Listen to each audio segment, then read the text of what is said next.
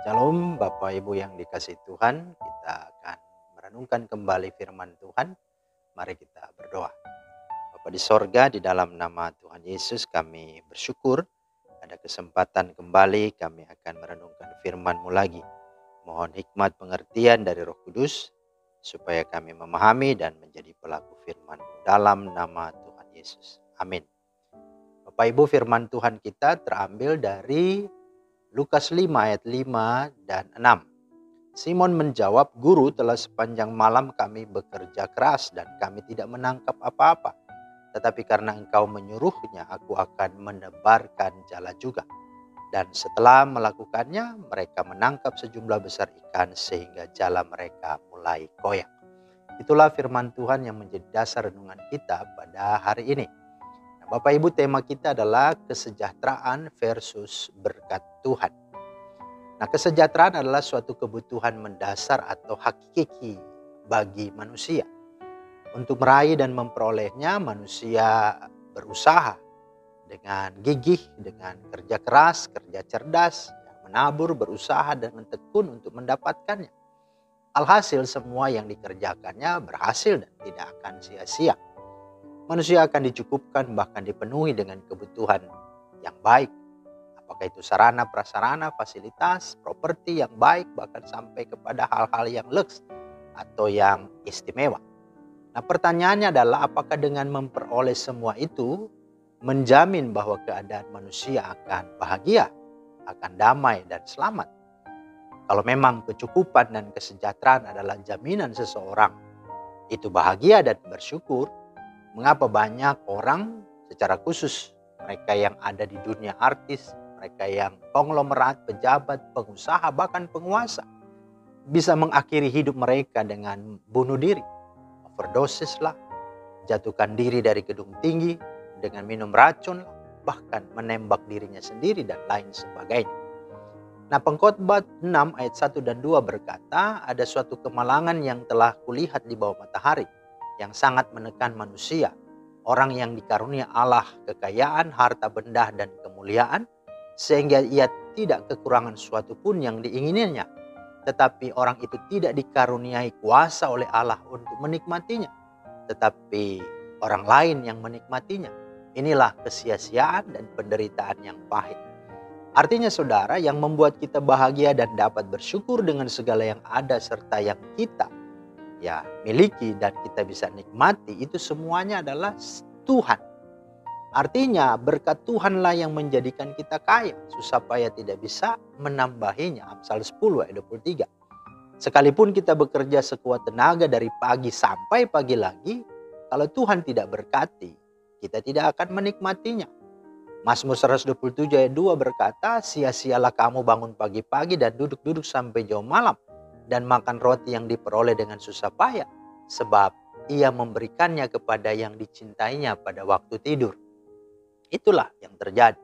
Nah, termasuk kisah Petrus dan rekan-rekannya dalam bacaan Lukas 5 yang kita baca tadi, yang sudah sepanjang malam bekerja keras, namun di sana dikatakan mereka tidak menangkap apa-apa. Padahal bukankah mereka ini lahir dan besar sudah menjadi seorang nelayan? Mereka sangat berpengalaman dan mahir dalam hal menangkap ikan.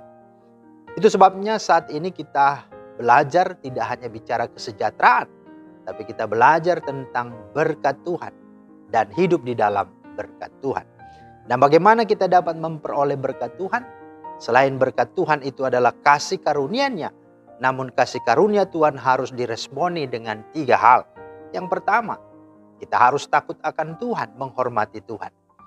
Perhatikan bahwa saat itu Petrus sedang membersihkan jalannya dan perahunya. Petrus pasti capek, pasti juga kecewa karena tidak menangkap apa-apa.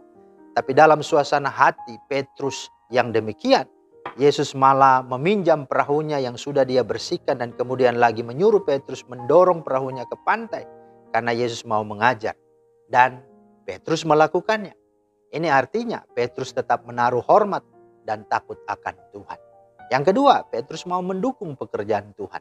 Di tengah kecapeannya dan kekecewaannya, bahkan perahunya sudah bersedia dengan rela memberikan perahunya dan tenaganya untuk pelayanan Tuhan Yesus Kristus. Dan yang ketiga, Petrus taat tunduk kepada Tuhan. Ayat 4 dan 6 berkata bahwa sebelumnya mereka telah bekerja keras dan tidak menangkap apa-apa. Kemudian paginya Yesus menyuruh Petrus menebarkan jala di tempat dan waktu yang secara manusia mustahil ada ikan. Itu sebabnya Petrus sedikit keberatan. Guru, telah sepanjang malam kami bekerja keras dan kami tidak menangkap apa-apa. Namun yang menariknya di perkataan ini yang Petrus katakan, tetapi karena engkau yang menyuruhnya, aku akan menebarkan jala juga. Dan apa yang terjadi? Ayat 6-7c berkata, setelah mereka melakukannya, mereka menangkap sejumlah besar ikan, sehingga jala mereka mulai koyak, lalu mereka bersama-sama mengisi kedua perahu itu dengan ikan hingga hampir tenggelam. Wow, sungguh luar biasa bukan? Tetapi berkat yang luar biasa ini tidak berhenti di sini saja. Melainkan yang luar biasanya lagi adalah setelah mereka diberkati, apa yang terjadi? Ada 3 hal. Pertama, berkat membuat Petrus semakin mengenal bahwa Yesus adalah Tuhan. Sebelum diberkati, Simon menyapa Yesus sebagai guru, ayat 5. Tetapi setelah diberkati, Simon menyapa Yesus adalah Tuhan, ayat 8. Ini artinya, kalau kita itu diberkati dan menerima berkat, seharusnya berkat itu membuat kita semakin mengenal Tuhan, bukan semakin malah jauh dari Tuhan. Yang kedua, berkat membuat Petrus sadar dirinya orang berdosa. Ayat 8 berkata, ketika Simon Petrus melihat hal itu, ia pun tersungkur di depan Yesus dan berkata, Tuhan, pergilah daripadaku karena aku ini seorang berdosa. Ini artinya kalau kita itu diberkati dan menerima berkat, seharusnya berkat itu membuat kita semakin hidup rendah hati, humble dan selalu memohon belas kasihannya. Bukan malah semakin diberkati semakin sombong, semakin diberkati semakin merendahkan dan menghina orang lain, apalagi merasa lebih hebat dari Tuhan. Itu bukan ciri orang yang diberkati Tuhan. Yang ketiga, berkat membuat Petrus rela meninggalkan hidup lamanya dan secara penuh mengikut dan melayani Tuhan. Ini artinya kalau kita itu diberkati dan menerima berkat, seharusnya berkat itu membuat kita semakin mau meninggalkan apapun untuk melayani Tuhan sepenuhnya. Bukan malah tidak mau melayani hanya karena kesibukanlah, karena waktulah, karena repotlah, dan karena tidak layak bahkan tidak mampu dan lain sebagainya. Ingat, siapa kita ini dahulu? Bukankah Tuhan sudah memberkatimu? Karena itu jangan cari dan kejar kesejahteraan, melainkan cari dan kejarlah Tuhan. Karena kesejahteraan hanya akan membuatmu nyaman di zonamu dan bukan di zona Tuhan. Mari kita sadari dan kita renungkan firman Tuhan ini. Amin. Terima kasih Tuhan Yesus atas firman-Mu. Teraikanlah dan mampukanlah kami untuk sungguh-sungguh hidup. Untuk sungguh hidup di dalam Tuhan sumber berkat.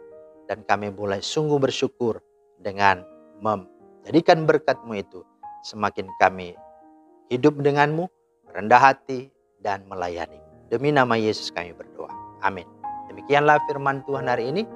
Kiranya menjadi berkat, selamat beraktivitas. Tuhan Yesus memberkati. Shalom.